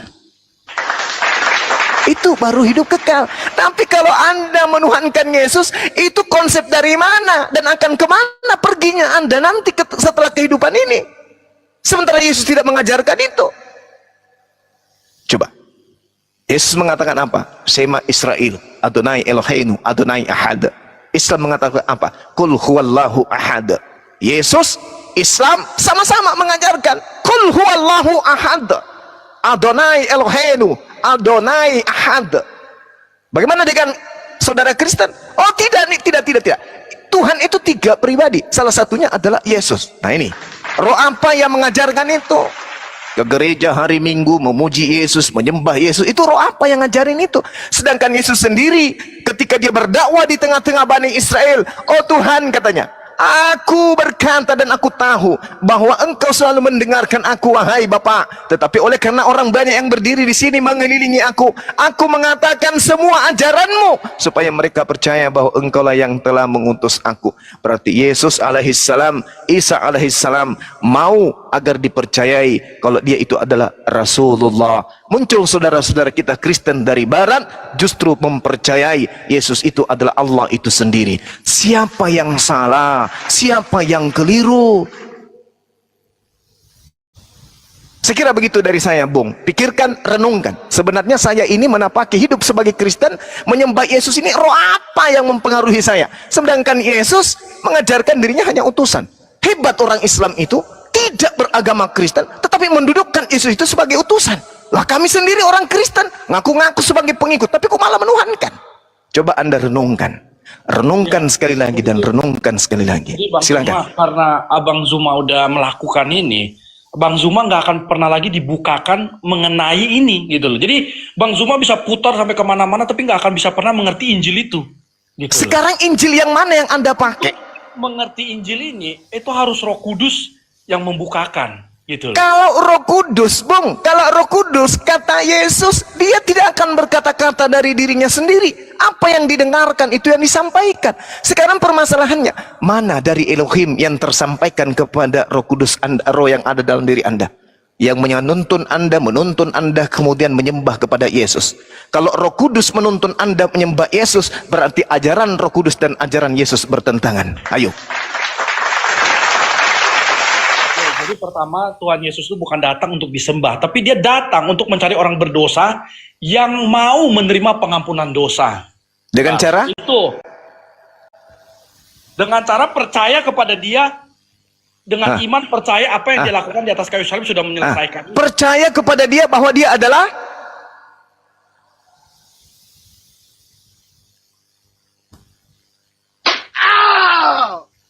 hati-hati. Hati-hati Bang, Yesus berpesan kepada pengikutnya, waspadalah kepada serigala yang nyamar domba. Ngaku-ngaku pengikut tapi bukan pengikut. Hati-hati, kata Yesus. Itu ucapan Yesus kepada muridnya. Hati-hati, akan muncul banyak orang ngaku-ngaku membawa namaku, tapi sesungguhnya mereka adalah penyesat. Baca Lukas 21 nomor 8. Kalianlah ini yang disinggung. Banyak penyesat datang akan membawa-bawa namaku dan mengatakan, akulah dia. Jangan kau percaya, kata Yesus. Ayo. Tentu dong, ketika saya umat Islam berbicara mengenai Allah yang membackup saya kitab suci Al-Quran. Ketika saya berbicara tentang Rasulullah yang membackup saya Rasulullah Muhammad sallallahu alaihi wasallam. Ketika saya berbicara tentang Al-Quran yang membackup saya kemudian adalah Al-Quran. Ketika saya berbicara mengenai Islam, maka dinul Islam yang membackup saya. Anehnya, ketika Anda berbicara mengenai Yesus, Yesus lepas tangan. Belum lagi di penghakiman Yesus sudah lepas tangan. Aku tanya, mana ucapan Yesus? Mana ucapan Roh Kudus? Sembahlah Yesus. Yesus lepas tangan. Anda tak mampu. Anda hanya mengatakan, oh, Anda tidak akan sampai ke situ, Bang Zuma. Anda hanya akan mutar-mutar di sini karena Anda tidak memiliki Roh Kudus. Kawan, Bang Zuma pikirlah, kalau Bang Zuma ya kan bertuhan, mungkin nggak Bang Zuma berkata seperti itu? Ya kan ini udah dari buahnya udah kelihatan Bang Zuma. dari buahnya kau akan mengatakan, Yesus mengatakan, Melakukan apa-apa gitu loh. dari buahnya kata Yesus kan. Nah sekarang dari buahnya terlihat jelas Anda mempertuhankan Yesus.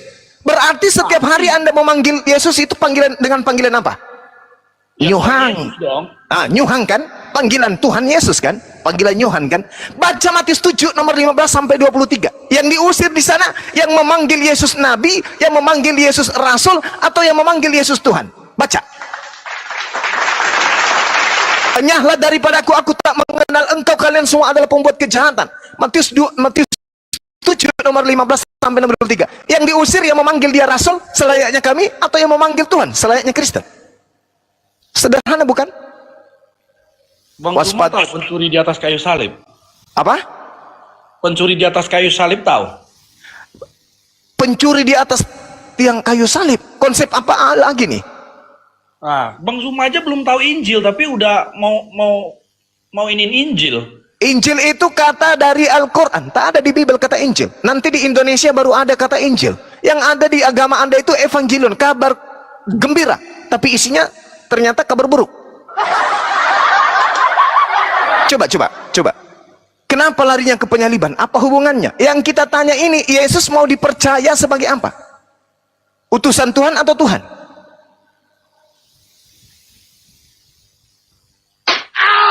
Anak manusia berhak untuk mengampuni dosa, Bang. Ngerti nggak?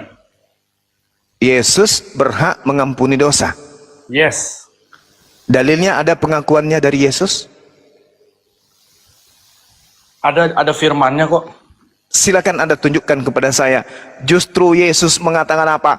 Bapa, ampunilah mereka sebab mereka tak tahu apa yang mereka lakukan.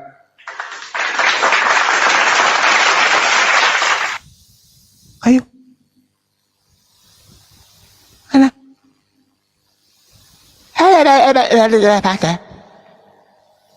Mana?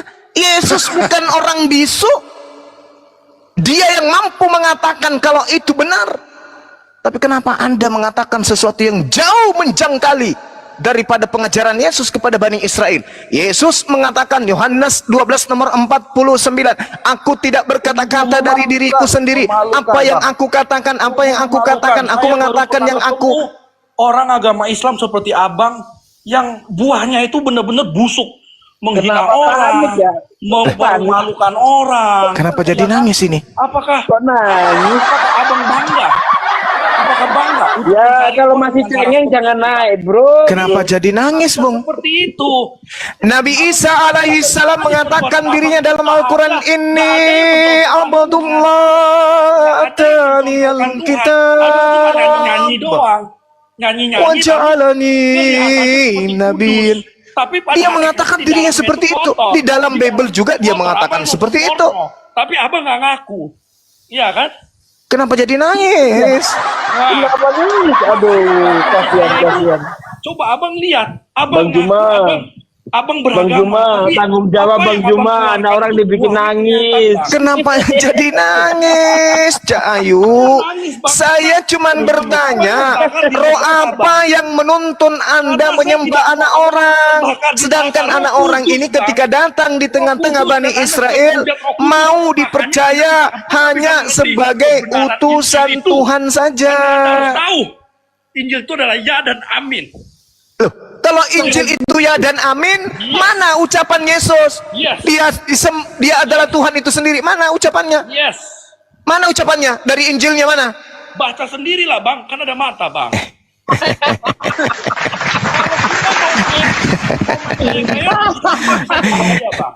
Allahu Akbar, Masya Allah, Masya Allah, Masya Allah, Masya Allah, Masya Allah. Coba biarkan dia menangis, kita mau dengerin. Beragama tapi abang seperti itu, ya kan? Itu bang. Justru ini wujud kasih sayang saya kepada kalian, sampai saya tidak membiarkan kalian masuk ke dalam neraka yang menyala-nyala. Lah, sebaliknya saya malah takut abang yang masuk neraka. Gimana tuh bang? Coba tunjukkan dalilnya di mana orang Islam masuk neraka, baik dari Bible maupun dari Al-Quran. Dan saya akan tunjukkan baik Bible maupun Al-Quran menerangkan orang Kristen masuk neraka. Silakan. Saya mau tunjukkan dari kelakuan anda sendiri aja sudah kelihatan bang, gitu loh. Apa? Mana dalilnya? Jangan cuma bisa nangis, Cak Ayu. Dalil Islam masuk neraka di Bible dan di dalam Al-Quran. Tunjukkan. Kita taruhan nih sekarang. Dan saya akan tunjukkan bahwa orang Kristen baik Al-Quran maupun di Bible adalah penghuni neraka kekal. Ayo, mari kita taruhan. Jangan mempermainkan firman Tuhan hanya untuk sepiring nasi bang. Justru ente yang permainkan firman yang ada dalam kitab ente sendiri. Yesus mengajarkan dirinya cuma utusan. Ente mengatakan dia adalah Tuhan pencipta langit dan bumi. Jangan lakukan itu bang. Itu dosa yang sangat-sangat berat bang. Udahlah, ini pasien dari mana? Cuk, jangan nangis, Cuk. Ya Rabbana, ya Rabbana. Aduh, kasihan anak orang. Dibikin Antar, nangis. Ya ambil alih dulu. ya Rabbana. Bro, sekarang dengarkan dulu topiknya apa. Kan gitu ya. bisa nggak Anda menjawab pertanyaan kalau ditanya? Bisa? Pakai data ya? Boleh? Jangan nangis. Oke. Saya mau nangis dulu, Bang. Jangan nangis dulu lah, Bang. Tisu mahal loh. Tisu mahal, Bang. Bang Juma sih, anak orang bikin nangis. Tapi di TikTok kan tisunya beli 2. Bang Juma ini sambil ngobrol anak orang apa injek kakinya apa gimana Bang Juma? Injek. Enggak, abang ini kalau masih punya akal sehat, insya Allah akan sampai kepada hidayah. Insya Allah. Udahlah, Bang, nggak usah sok gitulah, Bang. Ya kita Apa nangis? kita edukasi orang Kristen di luar sana. Saya manusia. Karena dari diskusi ini pasti banyak yang akan bersyahadat tuh. Betul. Silakan Anda menolak, silakan Anda kemudian berkeras hati. Tapi pada faktanya ketika Anda ditanya, roh apa yang membimbing Anda menyembah anak orang? Roh Kudus. Kalau Roh Kudus berarti ada dalilnya dong. Saya ulang berapa kali lagi? Kalau Roh Kudus tentu ada dalilnya dong. Sekarang apa yang bisa membedakan kami melihat orang Kristen ini menyembah anak Maria, bahwa yang memimpin mereka menyembah, yang mengajak mereka, mengajarkan mereka kemudian menyembah anak Maria itu adalah Roh Kudus atau roh setan? Apa yang bisa menjadikan acuannya? Apa yang bisa menjadi penilai bahwa yang merasuki kalian itu adalah Roh Kudus atau roh setan? Apa yang menjadi acuan penilaiannya? Dengarkan. Yang menjadi acuan penilaiannya adalah bukan Anda. Yang menjadi acuan penilainya itu adalah Bible-mu sendiri, ucapan Yesus dan juga Al-Quran. Al-Quran kami mengatakan bahwa yang mereka sembah selain daripada Allah itu adalah inasan, setan, iblis. Itu Al-Quran yang mengatakan itu. Lalu kami harus menerima pengajaran dari mana lagi tentang itu? Al-Quran yang mengatakan itu kok. Wa idza husyiran nasu kanu lahum a'da wa kanu bi ibadatihim kafirin. Apabila manusia dikumpulkan pada hari kiamat, sembahan-sembahan itu menjadi musuh mereka dan mengingkari pemujaan-pemujaan yang mereka lakukan kepadanya. Nah, Al-Quran mengatakan itu. Nah, Bible mengatakan itu juga. Kalian akan diusir, yang menyembah Yesus akan diusir, yang memanggil Yesus Tuhan akan diusir. Matius 7, 15 sampai nomor 23. Maka muncul pertanyaan, roh apa yang ada di dalam diri Anda yang begitu keras kepala sampai mengajarin Anda menyembah anak orang, sementara Bible mengatakan yang menyembah anak orang ini akan diusir, tapi Anda ngotot menyembahnya. Roh apa yang sedang bercengkrama di dalam kepala Anda? Itu loh pertanyaan saya. Lanjut. 2 orang sudah jadi korban kekejaman Bang Juma. Tapi baru kali ini loh, bener-bener nangis loh, baru kali ini loh. Nangis beneran loh. Tadi malam tuh ada yang nangis juga tuh. Ku dengarkan suaranya kan nangis. Kalau ini bener diakui dirinya nangis gitu loh. Astagfirullahaladzim. Padahal itu tadi itu kayak Jack Sembiring membedah tentang Bible. Jadi mengajak orang tentang Kristen. Dan dia itu adalah TikToker kekristenan. Jadi dia membela kekristenan, bahwa agama yang benar itu Kristen. Itu orangnya tuh. Berarti benarlah Al-Quran. Wa ikhwanuhum yamuddunahum fil ghayyi tsumma la yuksirun. Saudara setan itu adalah orang kafir. Mereka akan saling membantu menyesatkan manusia dan tidak akan bosan untuk menyesatkan. Nah, benarlah berarti. Kerjasama. Macalat deh nih bunda. Keren. Macalat besi. Makoniro kapang, Bapak Ibu sekalian silakan. Tar dulu dong. Saya ulang kembali ya, baru kali ini saya mendengarkan benar-benar orang nangis loh. Pertanyaan saya, Banyuma ini nginjak kaki orang apa gimana sih? Susah Bang Handi. Saya pernah bercerita. Dulu benar. Gak nyangka dia itu Biblenya dikuliti. Nah, saya juga pernah mengalami offline. Pernah kuceritakan, lulusan S2 teologi, saya bertemu dengan dia. Dia bawa Bible, saya tangan kosong. Cerita kayak begini tadi. Wak, sampai dia nangis. Mau banting meja malu karena dia di mall. Bayangkan dari jam 9 apa jam 10 pagi itu sampai tutup mall. Jam berapa kalau mall tutup? Di atas jam 12 malam, coy. Iya, jam 12. Nah, begitu saya pamit, tunggu dulu Pak, tunggu dulu. Tadi kita bilang begini, tunggu dulu Pak. Ya saya jelaskan lagi. Bukannya dia bisa bernapas, malah dia tambah tercekek dengan Bible. Karena musuh terberat Bible orang Kristen itu bukan kita. Biblenya, musuh terberatnya itu adalah Yesus. Musuh paling berat yang tidak bisa dikalahkan oleh Kristen itu adalah Yesus. Yesus. Tidak bisa mereka lawan. Karena mereka hanya beriman kepada Yesus, percaya kepada Yesus sesuai dengan ajaran nenek moyang, bukan sesuai dengan ajaran Yesus. Ini buktinya tadi. Benar-benar nangis, bukan? Nangis.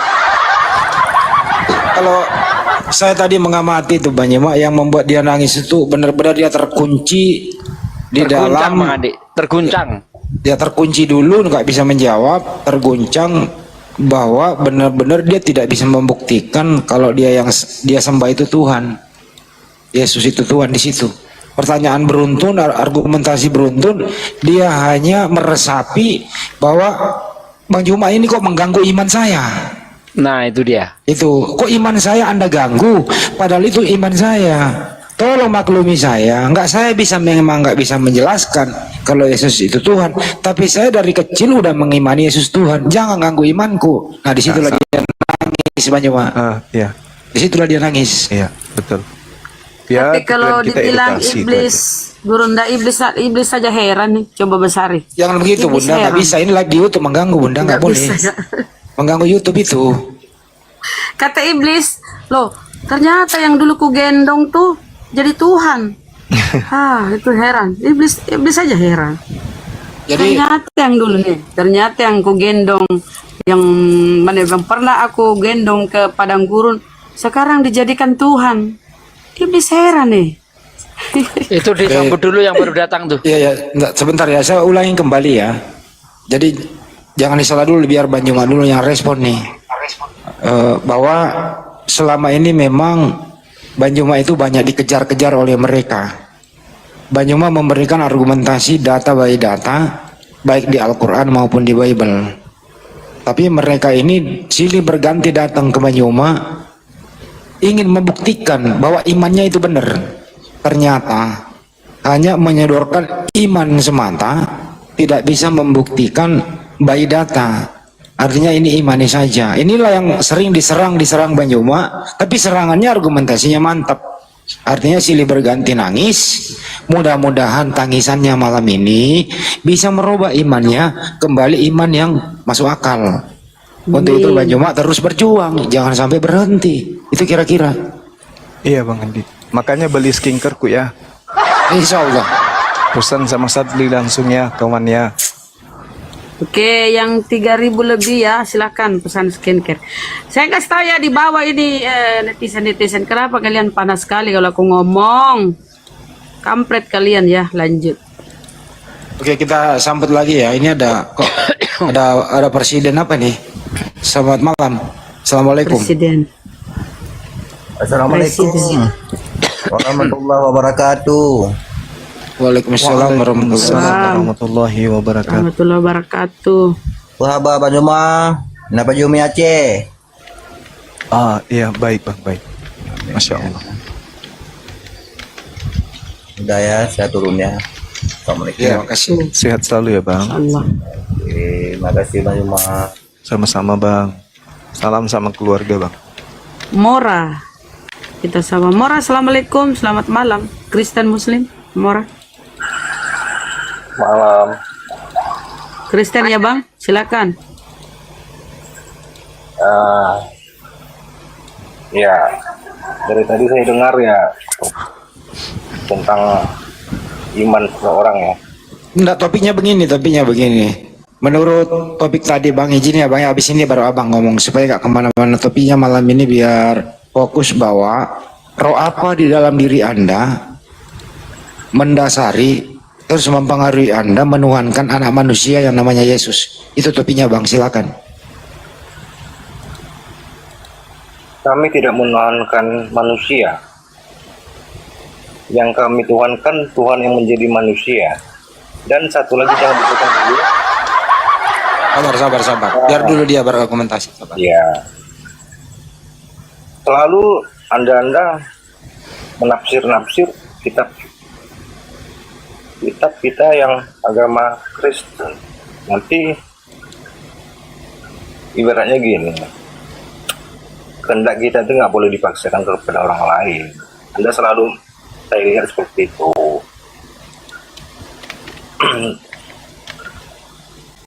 Jadi kalau iman kami, apalagi iman saya, tidak akan tergoyahkan. Apapun yang Anda katakan, apapun Anda yang dalil yang Anda tunjukkan kepada saya, iman saya tidak akan goyah. Oke, cukup Bang, ditanggapi ya. Sebentar Bunda Rama. Ditanggapi Bang Juma ya Bang ya. Yup. Oke, siap. Iya. Jadi Anda mengatakan menafsir tafsir atau mentafsir-tafsirkan data dalih yang ada di Bible. Sampai pada akhirnya hasil dari tafsiran kami mengatakan bahwa Yesus itu nabi, Yesus itu rasul, Yesus itu tidak dibunuh, Yesus itu tidak digantung, Yesus itu tidak ditelanjangin, Yesus itu tidak ditampar, Yesus itu tidak ditonjok, Yesus itu tidak dibunuh, dan seterusnya. Itu hasil dari tafsiran kami. Adakah bertentangan dengan Bible? Tidak, sama sekali.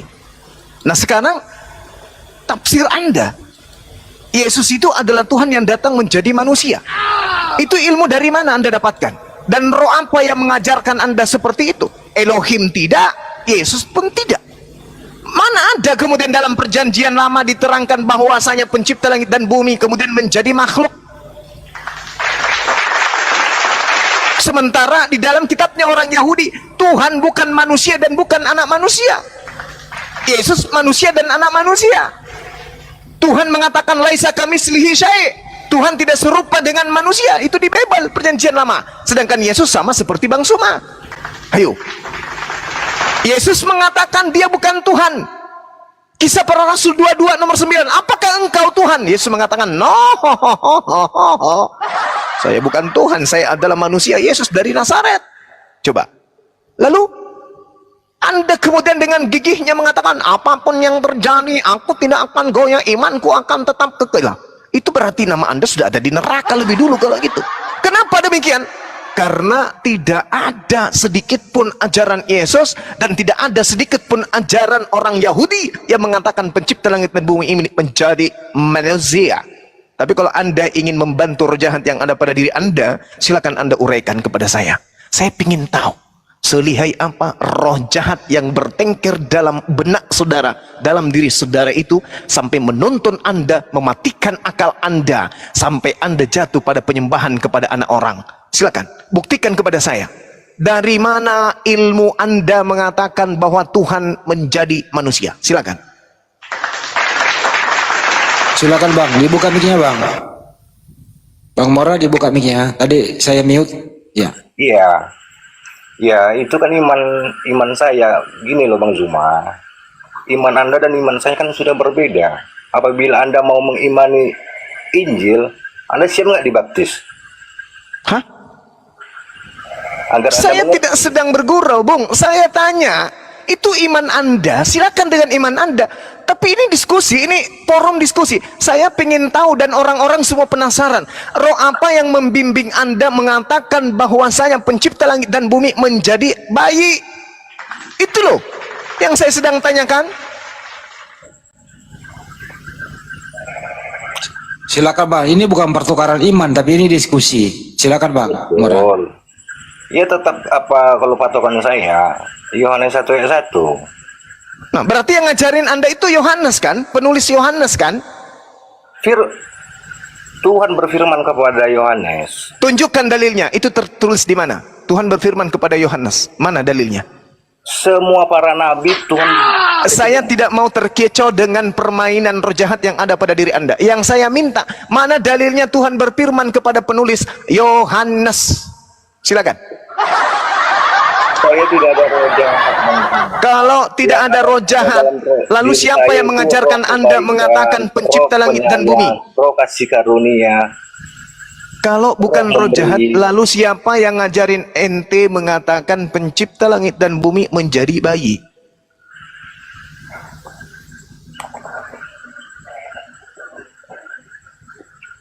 Kan saya bilang tadi, Kalau iman saya dan iman Anda udah berbeda, Anda tidak bisa sampai paham sampai ke situ loh Bang.